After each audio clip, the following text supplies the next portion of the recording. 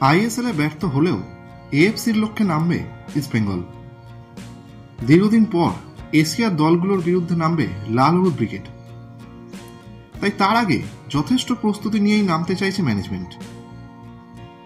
বিশেষ করে দল তৈরির ক্ষেত্রে কোনো রকম খামতি রাখতে চায় না ক্লাব।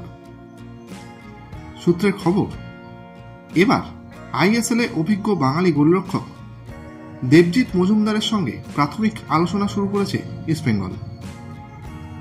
বাংলার ময়দানে এক অত্যন্ত পরিচিত নাম দেবজিৎ মজুমদার।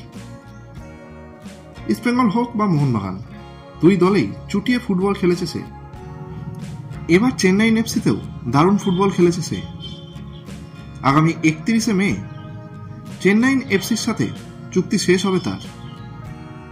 তাই সম্ভবত ব্যাকআপ গোলকিপার হিসেবেই তাকে দলে নেওয়ার কথা ভাবছে ইস্টবেঙ্গল। তবে এক্ষেত্রে মূল সমস্যার কারণ হয়ে দাঁড়াতে পারে গেম টাইম। ইস্টবেঙ্গলের প্রধান গোলরক্ষক হিসেবে গিল থাকায় দেবজিৎ কতটা সুযোগ পাবে সেটাই এখন বড় প্রশ্ন। ভারতীয় ফুটবলের সঙ্গে সবসময় আপডেটেড থাকতে এক্ষুনি বং ফুটবল ইউটিউব চ্যানেলটিকে সাবস্ক্রাইব করে নোটিফিকেশন বেল আইকনে ক্লিক করে রাখুন।